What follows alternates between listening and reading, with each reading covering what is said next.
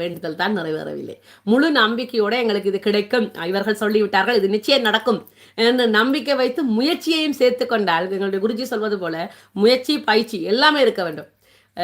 விடாமுயற்சியும் இருந்து எங்களுடைய பிரார்த்தனையில நம்பிக்கை வைத்து, அதாவது அவர்களுடைய கடவுள் எனக்கு தருவார், நான் சிவனை வணங்கினால் சிவன் தருவார், இயேசு வணங்கினால் இயேசு தருவார், அந்த 100% நம்பிக்கை அவர்களுக்கு இருக்க வேண்டும். ஏதாவது ஒரு தெய்வத்துல 2 தோணில கால் வைக்க கூடாது. அதனால தான் நான் நேற்றைய தினம் சொன்ன பொழுது ஒருவர் சொல்லியிருந்தார், எனக்கு கஷ்டமா இருந்தது என்று சொல்லி. அது அவருக்கு தான் என்று அவருக்கு தெரியும். ஏன்னு சொன்னா அவர் போட்ட பதிவு எனக்கு இயேசுவையும் பிடிக்கும், ஆஞ்சநேயரையும் பிடிக்கும்னு சொல்லி. நான் ஏன் இதை சொன்னேன் என்றால், நாங்க இயேசுவை பிடிக்கும் என்று சொன்னா அங்க 10 கட்டளைகள் இருக்கிறது, அங்கு சிலை வழிபாடுகளுக்கு எல்லாம் இடம் கிடையாது வேதாகமத்திலே. ஆனால் எங்களுடைய சைவம் அப்படியா? அப்படி அல்ல. எனவே ஏதோ ஒன்றுக்குத்தான் நாங்கள் உண்மையாக இருக்க முடியும். 2 பேருக்கு நாங்கள் உண்மையாக இருக்க முடியாது. 2 மார்க்கத்தை பின்பற்ற முடியாது. மற்ற மார்க்கத்தை மதிக்கலாம், அவர்களின் உணர்வுக்கு மதிப்பு கொடுக்கலாம். ஆனால் 2 சமயத்தை நாங்கள் ஒரே நேரத்தில் பின்பற்ற